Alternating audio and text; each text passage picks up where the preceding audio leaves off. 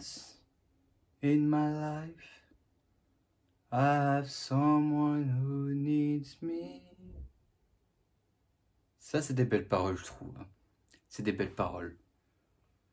Alors, si bien sûr, il nous avait menti en disant qu'au quoi on allait se taper une comédie musicale pendant 2 heures, franchement, je me serais barré de la salle.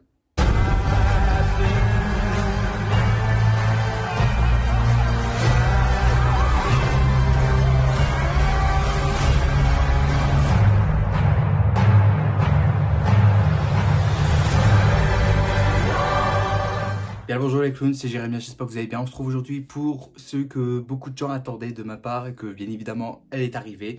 C'est ma réaction à chaud pour Joker 2 ou Joker Folie à 2, appelez ça comme vous voulez.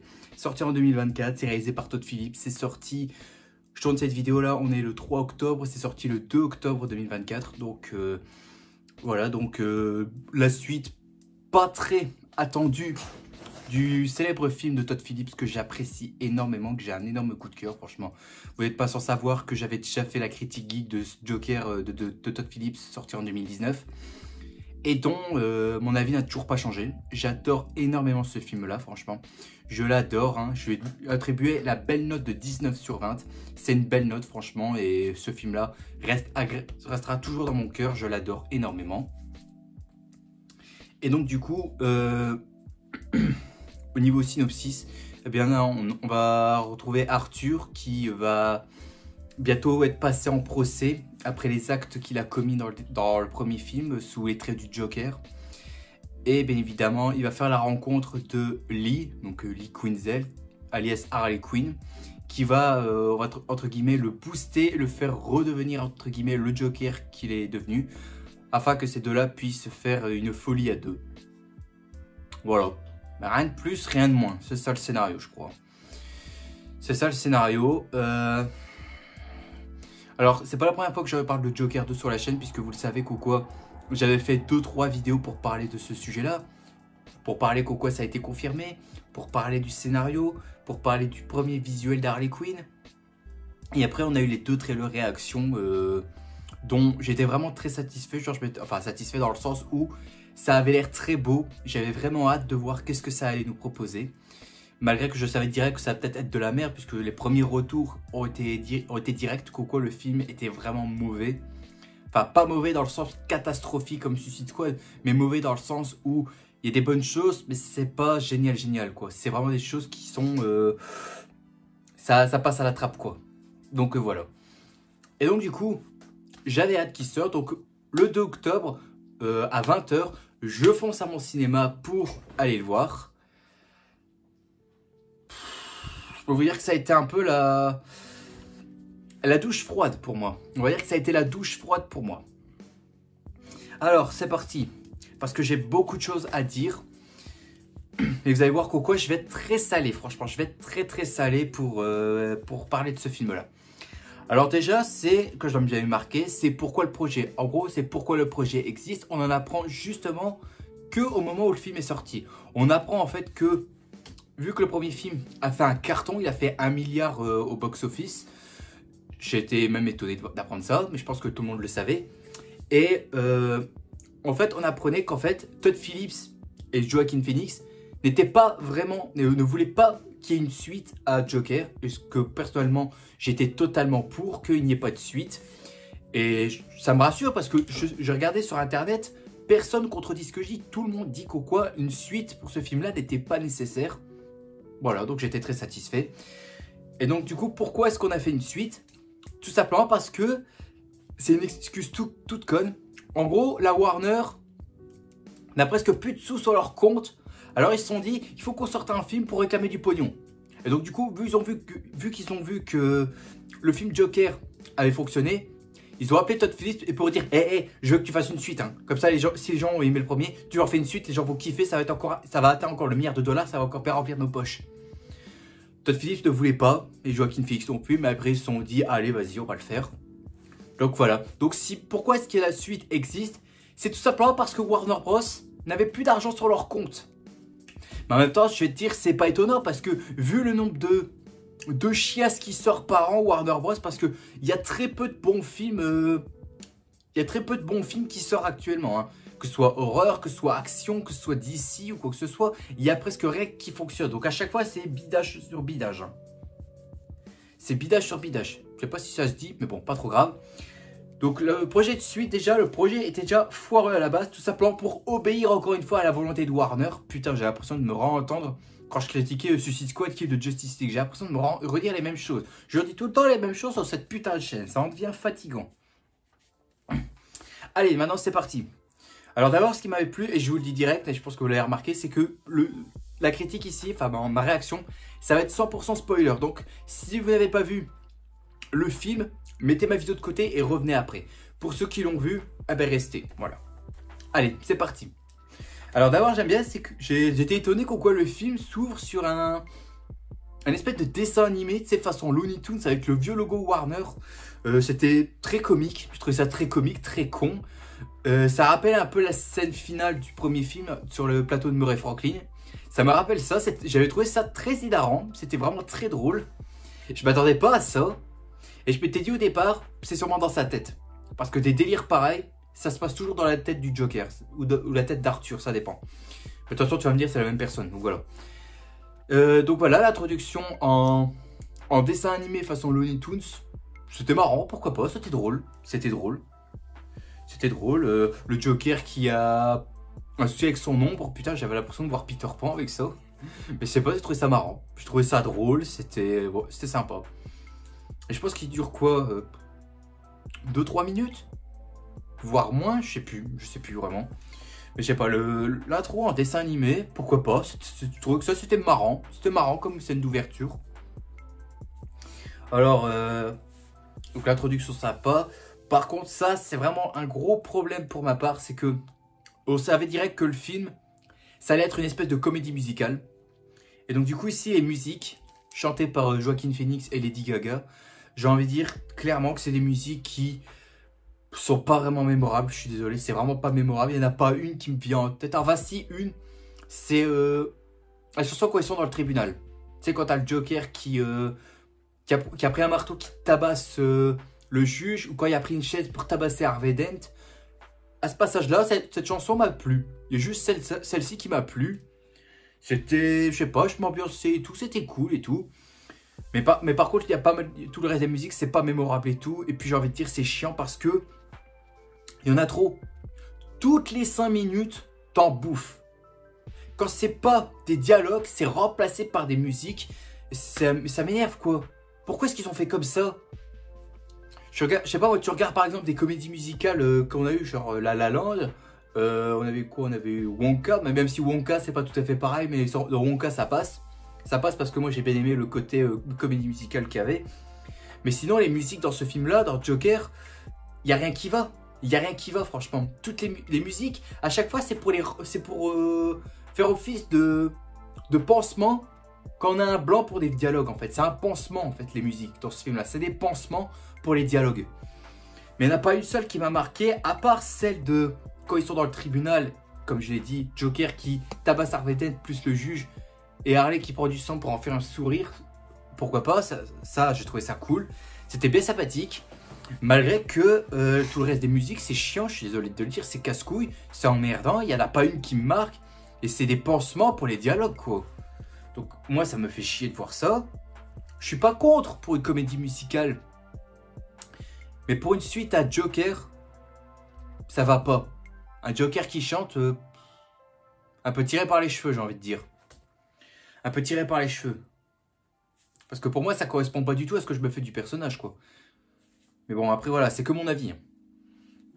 La relation entre Joker et Harley Quinn, je ne vais pas vous mentir, c'est mitigé.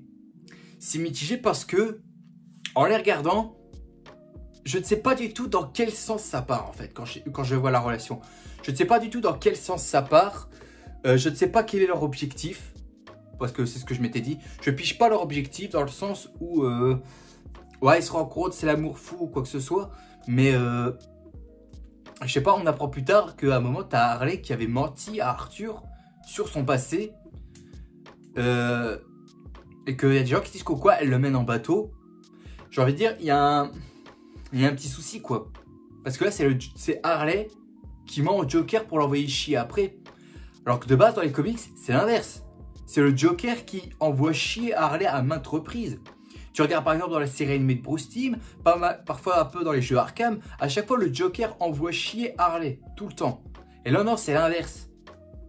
Il y a un problème. Après on va me dire, oui mais c'est pas la même version, cette version d'Harley Quinn n'est pas adaptée des versions des comics ou quoi que ce soit. Bah ça ressemble un peu quoi. Parce qu'à la fin, quand elle a un costume rouge et noir, ça veut quand même dire que ça essaie de respecter un peu le personnage de base des comics. Mais je sais pas, la relation, je l'ai trouvé bizarre. Franchement bizarre. Et même pas très mémorable, j'ai envie de dire. Pas très mémorable. Il y a juste une scène qui m'a plu, que je m'étais dit, c'est vraiment eux. Ça ressemble vraiment à Joker et Harley Quinn des comics. C'est au moment où ils s'évadent. Genre, ils sont dans la cour et tout, en train de rigoler et tout. Et qu'après, ils font une espèce de valse et tout ça, pendant qu'il y a un feu derrière. Cette scène-là m'a plu, parce que je me dis, ça fait vraiment Joker et Harley Quinn à ce moment-là. Genre, t'imagines, dans un comics Batman ou je ne sais pas quoi, le Joker et Harley Quinn qui s'évadent d'Arkham comme ça, en rigolant et tout, puis en dansant et tout ça pour la liberté. Je trouvais ça cool. Ça fait vraiment Joker et Harley Quinn. Ça représente vraiment le duo qu'on connaît dans le Batverse. Ça m'a plu. Ça me plaît beaucoup. C'était très cool. Puis je sens pas vraiment l'alchimie entre les deux en fait. Et puis aussi, c'est que, ça je vais en reparler plus tard. C'est concernant Harley Quinn, je vais en reparler plus tard. Mais bon bref, pour en revenir sur la relation Joker et Harley, je ne suis pas satisfait du tout parce que je suis vraiment en demi-teinte. On ne sait pas vraiment dans quoi ça part et tout ça. T'as la meuf qui ment à Arthur, juste parce qu'en fait, elle s'intéresse uniquement à lui, elle voulait le rencontrer. Alors qu'en fait, elle n'a jamais été une psychopathe quoi. Et on t'apprend en fait qu'elle était, elle était psychiatre dans Arkham. Ah bon? Alors pourquoi les pensionnaires là, tu m'expliques? Si elle est vraiment psychiatre. Et on apprend qu'en fait, elle est riche, elle devait avoir une belle vie ou quoi que ce soit. Mais là, tu sais pas pourquoi, elle s'est dit, ah, je vais aller à l'Asie pour rencontrer Joker. Je sais pas.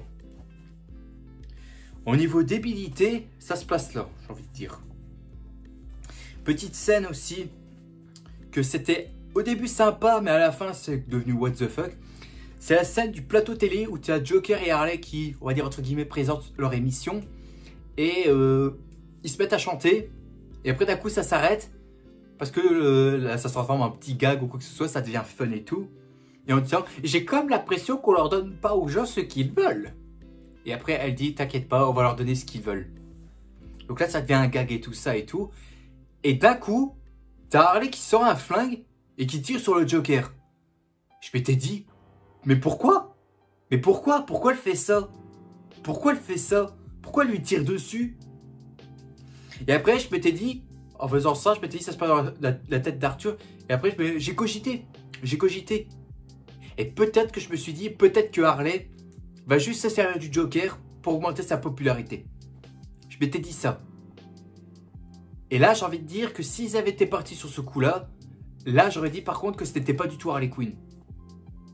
Harley Quinn, normalement, elle est folle amoureuse du Joker, elle ferait n'importe quoi pour lui, et lui, il l'utilise comme il utiliserait n'importe quel de ses putains de sbires, en fait. Alors que là, je sais pas, t'as Harley qui veut buter le Joker dans un rêve. J'ai pas pigé, j'ai pas compris, j'ai pas compris. J'ai pas compris du tout. Parce que Harley qui tire sur le Joker... Autant si elle s'était lassée de toutes ces années où il l'a maltraité, je peux comprendre. Mais là, c'est dès le début de la relation. Genre, t'imagines, tu rencontres une meuf, tu te mets en couple avec elle, 2 jours après, elle te braque une arme et elle te tire dessus. C'est bizarre, je trouve. Hein. C'est vraiment bizarre. Un personnage aussi qui arrive là, je sais pas si j'en avais parlé dans une des 3 vidéos sur la chaîne. Ici, on a le personnage de Harvey Dent qui est dedans. Harvey Dent qui est procureur et qui va être un peu le concurrent d'Arthur pour le procès.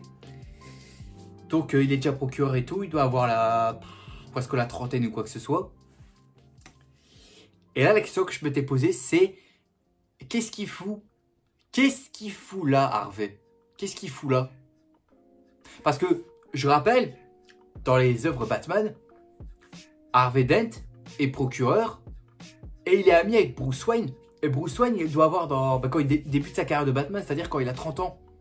Quand il a 30 ans. Ils ont quasi presque le même âge, Bruce et Harvey. Alors que là, t'as Harvey qui a 30 ans et Bruce qui a toujours 10 ans. Parce que le film se passe, je pense, quelques mois après le premier film. Donc Bruce, normalement, il doit avoir gagné 1 an ou 2. Mais il n'est pas encore le playboy milliardaire à 30 ans qui est pote avec Harvey Dent. Voilà. Je comprends pas le but d'Harvey Dent, pourquoi il est là, juste pour faire un fan service, juste pour faire plaisir aux fans. Et à un moment après, quand t'as l'explosion, t'as Harvey qui a la moitié de son visage avec des taches rouges et tout. Ça, je pense que pour la volonté de Warner, c'est pour dire, hé, regarde, t'as reconnu Harvey Dent? Eh ben regarde à la fin, il y a une pensée pour double face, comme ça on pense à vous. Ouais, mais on en a rien à foutre, en fait. On en a rien à foutre d'Harvey Dent. Je vois pas pourquoi il est là. Tu m'aurais mis quelqu'un qu'on connaît pas du tout des comics, genre créé de toutes pièces, comme Arthur Fleck. Quelqu'un créé de toutes pièces, pourquoi pas, mais pas Harvey Dent. Pas Harvey Dent. Au départ, j'avais peur qu'à la fin, il allait devenir double face.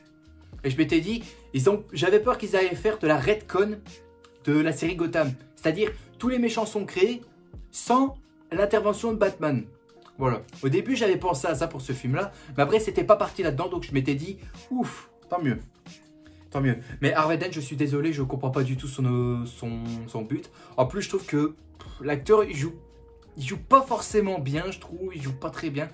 J'ai pas reconnu le côté Harvey Dent, genre le mec beau gosse et tout, qui croit à la justice ou quoi que ce soit. Non, là, c'est plutôt un mec un mec random, quoi. Un mec random, tu vas me dire. Mais c'est pas Harvey Dent, quoi. Et puis même une mort sur la double face, on s'en fout. On s'en fout. On s'en fout. C'est tout ce que j'ai envie de dire. Oh bah ça aussi je devais le dire. La bande son, complètement fainéant. Franchement, c'est franchement fainéant. On reprend le thème classique du premier film. C'est le... C'est un peu le thème du premier film. Ou alors, pour vous donner un indice, la musique qu'on entend quand Arthur danse dans la salle de bain et tout, la musique que t'entends derrière, eh ben c'est ça. Dans le film, ça revient au moins 5-6 fois avec des petits remixes et tout ça, mais j'ai envie de dire c'est fainéant. C'est fainéant parce que, à force de remettre la musique 6 fois, j'appelle pas ça une composition, franchement. J'appelle pas ça une bande-son. J'ai trouvé ça d'une fainéantisme pas possible. Alors que dans le premier film, bon, c'est peut-être le premier film, mais moi, dans le premier film, la bande-son, elle est mémorable. Même le thème, je l'ai encore dans la tête. Je l'ai encore dans la tête parce que le thème était marquante. Elle était marquante. Bon, c'est vrai que c'est pas un thème que tu peux siffler en allant au travail. Mais bon, voilà quoi. La bande-son complètement dans les chaussons, c'est franchement fainéant. Il n'y a rien qui se passe. Et puis aussi, c'est qu'au niveau des musiques, ça va pas chercher non plus loin parce qu'on met de temps en temps du Frank Sinatra.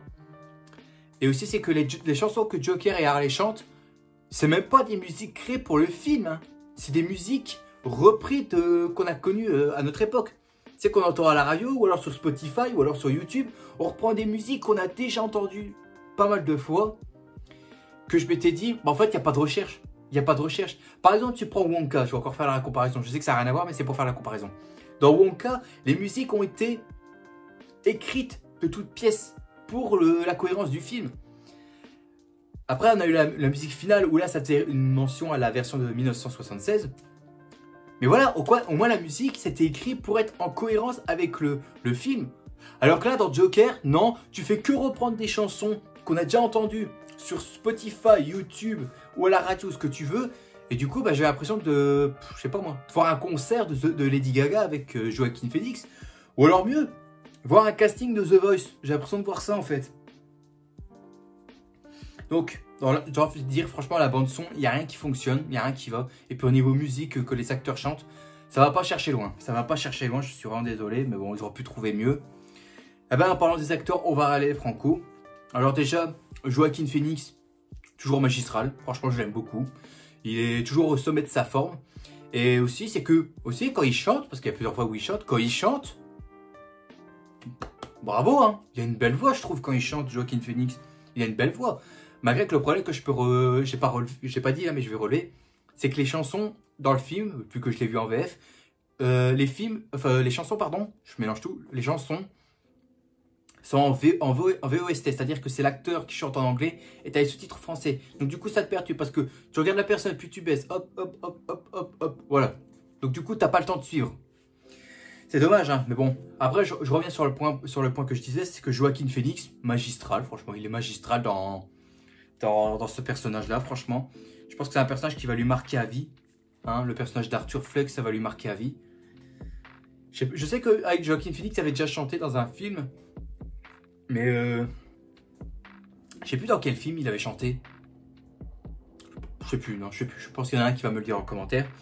Mais voilà quoi. Donc Joaquin Phoenix, donc Arthur Fleck Joker. Génial, franchement j'adore. C'est franchement génial. Il se débrouille plutôt bien.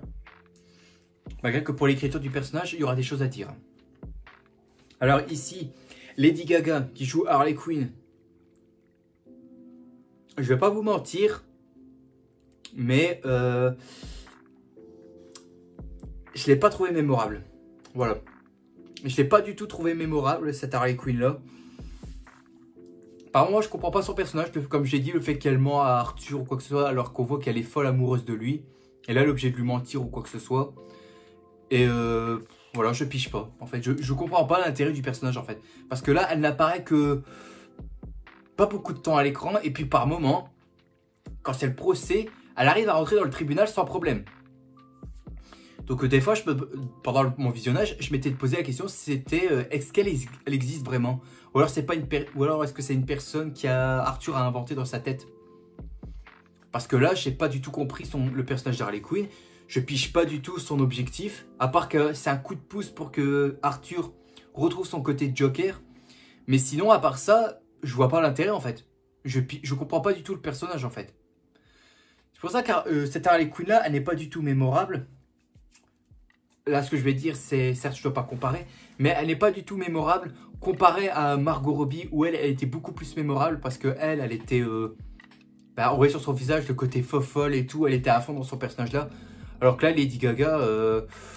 en fait, pour traduire, en fait, dans ce film-là, je vois Lady Gaga qui joue elle-même, en fait. Parce que même quand elle chante, j'ai l'impression de voir qu'elle joue elle-même, en fait. Elle joue pas Harley Quinn, elle joue elle-même, en fait. Du coup, je reconnais pas du tout le personnage d'Harley Quinn. J'ai pas vu le personnage. Donc je pige pas vraiment. Et puis le fait on dit qu'elle était psychiatre alors que là elle est pensionnaire. On n'a pas un flashback pour montrer, non. Non, on n'a rien. On n'a rien du tout. Donc du coup je comprends pas son intérêt en fait. Je pige pas du tout quel est l'objectif de ce personnage là dans le film. Ça n'a pas de l'avoir mis. Mais le problème c'est que à quoi il sert? C'est ça, je comprends pas. Je comprends pas. Faudrait me donner des explications mais je ne pige pas. Maintenant là on va parler de certaines choses qui là m'a fait hurler. Mais bon, dans la salle, je suis resté calme, ne vous inquiétez pas. Mais ça m'a fait hurler. Alors, tu as une séquence où tu as des témoins qui passent à la barre du jury. Et on retrouve le personnage de Sophie, donc la voisine Black, jouée par Zazie Beetz dans le premier. Où Arthur s'était imaginé une relation avec elle, alors qu'on se rend compte qu'il n'avait jamais eu de relation. Et là, en la voyant, je m'étais dit, ah, parce qu'il y avait des théories qu'il disait quoi Arthur l'aurait tuée.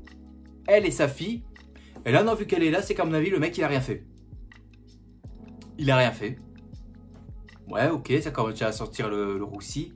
Enfin, ça commence à sortir mauvais, mais bon. Et puis, elle apprend, et ça, c'est du gros foutage de gueule. Elle dit la mère d'Arthur, Penny Fleck, fréquentait Sophie et sa fille pendant un bon bout de temps. Genre, elle venait les voir tout le temps. Et à chaque fois... Penny parlait d'Arthur à Sophie. Et en fait, on apprenait qu'en fait Penny parlait avec beaucoup de monde. Et à chaque fois, elle allait raconter, et ça je vous jure, elle allait raconter que Arthur est différent en fait. C'est-à-dire qu'il a une maladie et qu'il a un handicap et tout, qu'il est solitaire et tout ça, qu'il est bizarre et tout. Donc du coup, la mère Penny, on apprend ça, hein, Penny avait dit ça à tout le monde.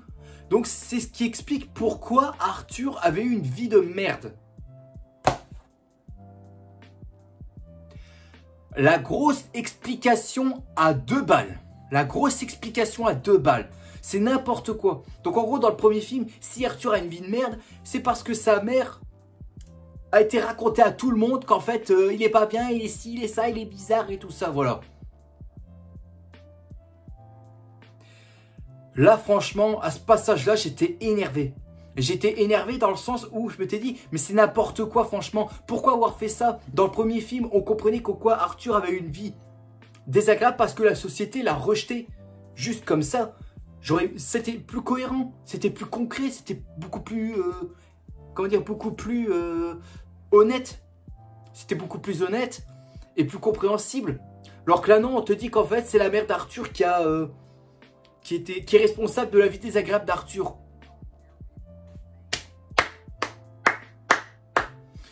Je ne sais pas qu'est-ce que vous avez branlé pour l'écriture du scénario, mais là c'est n'importe quoi. Et puis aussi c'est que dans ce film-là, Arthur dit à un moment que sa mère Penny lui manque.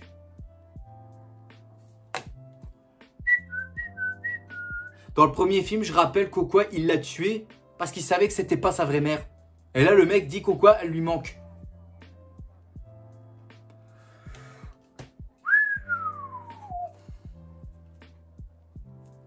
Où est-ce qu'ils ont été chercher ça, franchement? Où est-ce qu'ils ont été chercher cette connerie? Où est-ce qu'ils ont été chercher ce genre de conneries? Franchement, ça... à ce moment-là, je voulais m'énerver. Je voulais m'énerver. Que si Arthur a une vie de merde, c'est parce que sa mère a été racontée à droite, à gauche, son comportement et tout ça. Et puis aussi, vu que c'est la barre des témoins dans le tribunal, on te dit que tout le monde est passé. Mais moi, je dis que non, tout le monde n'est pas passé. Parce qu'il y en avait un qui me revenait en tête. C'était Alfred et Bruce Wayne. Pourquoi? Parce que ces deux-là ont déjà vu Arthur quand il s'est imposé sur les grilles du manoir Wayne. Et aussi, c'est parce qu'il y a un des tueurs, enfin le tueur qui a tué les parents de Bruce, qui portait un masque de clown. C'est-à-dire que c'est une personne qui soutenait Arthur. Donc je m'étais dit, pourquoi est-ce qu'on n'a pas invité Alfred et Bruce au procès et être à la barre pour juger, quoi. Et être à la barre pour dire des choses. Là, non. Non, on n'en fait rien. On les voit pas. Alfred et Bruce, on ne les montre pas. On ne les montre pas. Du coup, ils ne sont pas là en tant que témoins. Voilà. Donc, c'est encore une incohérence. Franchement, une grosse incohérence. Parce que on rappelle que le mec, et c'est ça qui me choque, c'est que on dit tout le temps que Arthur a tué les 3 gars du métro, plus Randall, plus Murray. Il avait tué 5-6 personnes, je crois. Hein. Mais j'ai envie de dire quand même que Arthur était quand même responsable de la mort de Thomas Wayne. J'ai envie de dire, je me dis ça quand même. Hein. Il est quand même responsable de la mort de Thomas Wayne. Mais non, Thomas Wayne, on n'en parle pas. C'est silence total. Voilà. Ensuite, par contre, là, il y a un passage qui m'a plu pendant le procès. Parce qu'à un moment, tu as Arthur qui va se mettre à interroger Gary, donc le nain là, qui travaille dans la boîte de clown. Et cette séquence-là, j'ai trouvé franchement très très intéressante, franchement très beau et très, je vais pas dire impactant, mais très mémorable, quoi. Je pense que ça m'a marqué dans la tête. C'est-à-dire que tu as Arthur qui fait ses airs, comme quoi il a l'avantage, quoi que ce soit, qu'il est imposant, parce qu'on le voit qu'il est imposant, et qui dit « Monsieur Gary Machin, appelez-vous bien Monsieur Gary Machin ? Vous êtes sûr que c'est pas Monsieur Gary Martin ou pas? Je sais pas quelle connerie. » Mais en fait, il fait le malin. Et après, il y a un... Je sais pas si vous avez remarqué, il y a un ton dans la voix. À un moment, il est un peu calme, puis après, il monte un peu avant de redescendre. Je m'étais dit, il y a vraiment un air Joker là-dedans. Pas Joker de Joaquin Phoenix, hein, mais bien Joker... Joker des comics. Je m'étais dit, il y a un air là-dedans. Il y a un air, j'ai trouvé ça très intéressant. J'ai trouvé ça franchement très très intéressant. Et puis je m'étais dit, le mec là, il a pas peur, quoi. Je m'étais dit, c'est le Joker qui parle. Et à ce moment-là, je m'étais dit, pourquoi est-ce qu'il est là? Genre Arthur, normalement, il lui montre de la compassion parce qu'il a été gentil avec lui. Et du coup, il l'a laissé partir. Donc il a un peu sauvé la vie. Mais Gary dit que non, il ne l'a pas sauvé la vie. Il l'a traumatisé. Parce que Gary, il a dit mot pour mot que quoi, il n'ose même plus aller au travail. Parce que il a assisté au meurtre de Randall, ça l'a traumatisé. Donc du coup, il va même plus au travail tellement qu'il a peur. Il a peur, donc je trouvais ça étonnant. Mais même là, à ce moment-là, je voulais verser une larme parce que Gary, il était vraiment gentil comme gars. Mais là, Arthur, on dirait qu'il ne comprend pas. Sauf que dans cette séquence-là, bien évidemment, c'est pas Arthur qui parle, c'est le Joker. Et par contre, je vais parler d'un vrai truc qui me dérange, que je n'avais pas marqué, mais je vais te dire... Ah ben non, si, je l'ai marqué, mais ce sera pour plus tard, voilà. Et aussi, c'est que à ce passage-là, quand tu regardes le visage de Joaquin Phoenix, je m'étais dit, il a l'air tout bouffi. Tu sais, on dirait qu'il a pris du poids, genre il est plus maigre en dessous, on dirait qu'il a pris un peu de poids. Tu sais, c'est comme s'ils avaient tourné une partie du film où il était encore maigre, et le reste, il s'est dit, tu peux récupérer ton corps humain, tu peux récupérer ton corps normal, voilà. Je sais pas s'il y a que moi qui l'ai remarqué ça, mais je trouvais ça franchement très bizarre. Le corps de Arthur était très bizarre. Bon, par contre, je vais revenir sur certaines choses. C'est que déjà, il y a des plans qui m'ont beaucoup plu. Par exemple, le plan où tu as Arthur et Harley qui s'embrassent avec le projo derrière qu'on voit dans le trailer. Ce plan-là est sublime. Franchement, c'est super beau. Et c'est un plan qui m'a marqué en tête. Parce que je m'étais dit, tu vois bien qu'il y a deux sortes de lumière de chaque côté. Un côté, tu as Harley qui a la lumière ou quoi que ce soit. Et Arthur, lui, il a le feu. C'est-à-dire pour représenter un peu le chaos. Et Harley, c'est un peu la lumière pour le Joker. Je sais pas si quelqu'un a remarqué ça, mais moi j'ai vu ça. Ensuite, on a aussi le traditionnel, le sourire rouge, là. Quand Harley avait fait un rouge à lèvres, après un rouge à lèvres pour faire un sourire. Et la caméra a bien mesuré comment Arthur doit se positionner pour que le sourire qu'il fait soit dans le rouge. C'est génial. Même dans la première bande-annonce, j'ai trouvé ça très beau. C'est une très belle mise en scène. On a aussi l'espèce de danse qu'il y a sur les toits où il est marqué Hôtel Arkham. C'était cool, c'était vraiment bien sympathique. J'étais plutôt satisfait de ça. Malgré que bien évidemment c'est dans sa tête. Et aussi on entend le... Ça c'est gênant. Enfin gênant, mais c'était aussi inutile. Parce que j'ai envie de dire, il n'y a pas de bande son encore une fois, mais je vais pas me répéter. Et puis le plan aérien avec les parapluies. Voilà. C'est très beau, hein. C'est franchement très beau. Je suis vraiment très content qu'au il y avait au moins des plans qui m'ont plu. Voilà.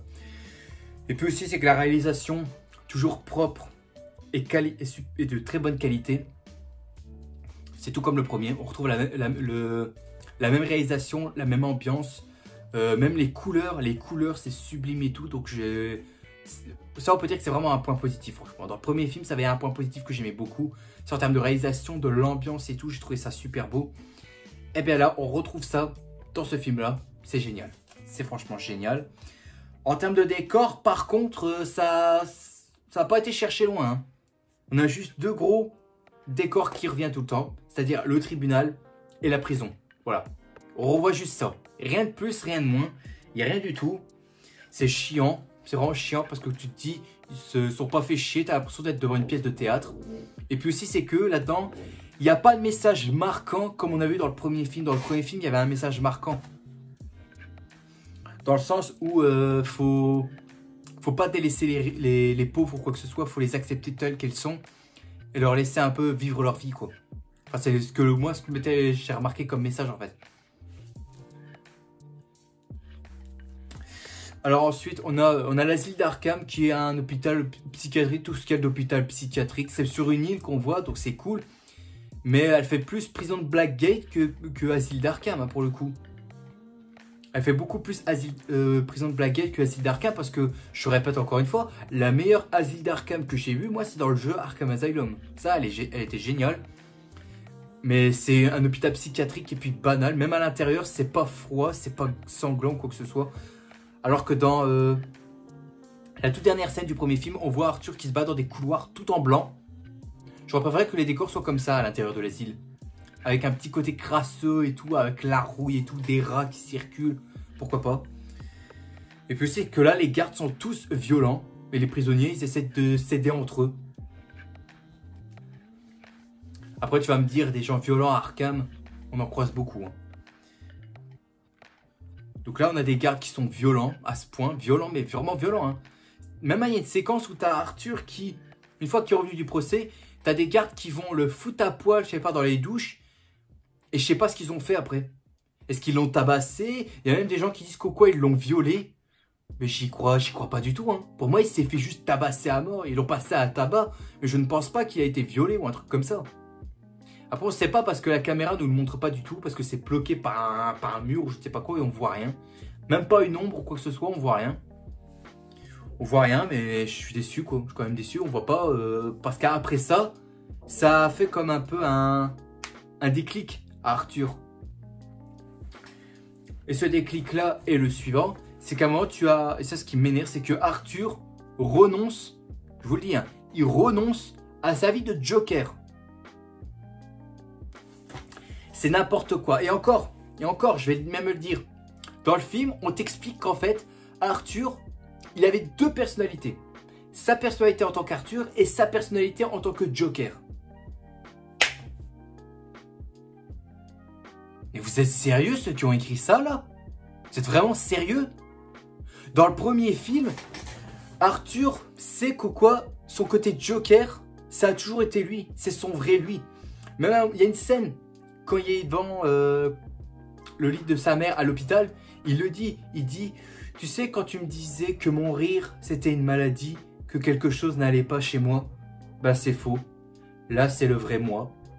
Cette scène-là, ça voulait tout dire. Ça voulait dire qu'au quoi, Arthur a toujours été le Joker. Il a toujours été le Joker. Ça veut dire qu'il l'avait en lui depuis tout ce temps. Et il n'avait pas d'autre visage en fait. Le côté Joker, c'est son visage à lui. Ça a toujours été comme ça. Et là, non, on t'explique qu'en fait, ah non, il avait deux personnalités. T'as cru que c'était double face ou quoi? T'as cru que c'était double face, putain? Mais non, mais le fait qu'au quoi là, il redevient Arthur, c'est-à-dire qu'il veut plus redevenir le Joker, il veut redevenir Arthur. Et je suppose que ça, c'est dû après qu'il s'est fait tabasser ou violer, je sais pas quoi, par les gardiens. C'est franchement débile, quoi. Et j'ai envie de dire, il a pas de personnalité, putain. Regarde ce Joker-là. Le Joker-là, celui que j'ai là, celui de Killing Joke. Lui, il sait qu'il n'a qu'une seule personnalité, c'est le côté psychopathe et semer le chaos. Le Joker a qu'une seule personnalité. Il n'a pas 50 000, il n'a qu'une seule. Et ce Joker-là de Joaquin Phoenix avait clairement dit dans le premier film qu'au quoi, il n'avait qu'une seule personnalité, et que c'est son côté Joker, mais qu'il n'en avait pas d'autre. Donc il faut arrêter de nous sortir des excuses à 2 balles, franchement. Ça, c'est vraiment impardonnable, ce genre de choses, quoi. Et donc du coup, à la fin, lors du procès, il décide de s'excuser. Il dit, je m'excuse d'avoir tué tous ces gens et tout. J'espère que vous m'avez accordé une deuxième chance ou je ne sais pas quoi. Le mec, il est sérieux, quoi.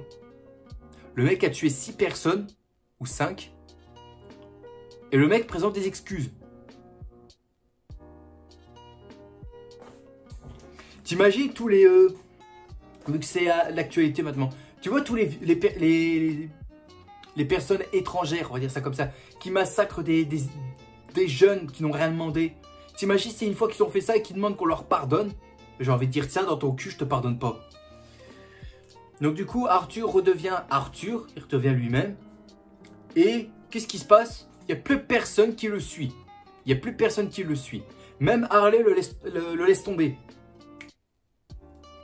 Parce que, et vous allez me dire pourquoi est-ce qu'il le laisse tomber, et je pense que certains l'ont peut-être deviné, c'est parce que Joker, c'est un symbole en fait. C'est-à-dire, peu importe la personne, Joker c'est un symbole, c'est-à-dire que c'est quelqu'un qui s'oppose aux règles de la justice en fait. Quelqu'un qui s'oppose aux règles de la justice et qui propage sa loi comme il veut en fait. Le Joker pour moi c'est un symbole en fait. C'est un symbole, c'est-à-dire que c'est quelqu'un que tu peux pas contrôler, c'est quelqu'un qui impose sa propre loi. C'est un personnage qui veut faire changer les choses, qui veut dénoncer tout ce qui le fait chier ou tout ça, qu'est-ce qui ne correspond pas selon lui. Et pour moi, le Joker, c'est censé représenter aussi un être qui est contre la justice, c'est-à-dire quelqu'un qui n'a pas peur de se salir les mains, quelqu'un qui est fou, quelqu'un qui a envie de refaçonner son monde à son image. Arthur, au départ, voulait ça, mais après, il a totalement renoncé à ça. Je sais pas si... Je répète encore une fois, hein, je sais pas si c'est à cause qu'il s'est fait tabasser ou je ne sais pas quoi. Mais bon, voilà quoi. Donc le fait que quoi, Joker, c'est un symbole, c'est-à-dire que n'importe qui sur Terre peut être le Joker. Ça, c'est ce qu'on nous fait comprendre dans le film, c'est que n'importe qui peut être le Joker, en fait. Tant que tu crois à ce que Arthur avait construit, tant que tu y crois à ça, ça veut dire que quelqu'un peut faire le même boulot à sa place. Aussi, comme j'ai dit, à un moment il s'excuse et tout ça, mais bien évidemment il se passe quoi? On le déclare coupable. On le déclare coupable de tous les crimes qu'il a commis. Et d'un coup, on a un boom, il y a une explosion qui pète un peu le tribunal. Et à ce moment-là, tout le monde est mort. Parce que c'est ce qu'on voit, tout le monde est mort. À part Arthur qui réussit à s'enfuir. Mais voilà quoi. Et c'est à ce moment-là qu'on voit Harvey Dent avec la moitié de son visage complètement en sang. Ouais, mais j'ai envie de dire, quand quelqu'un commet des meurtres, bien évidemment, on le pardonne pas. Hein.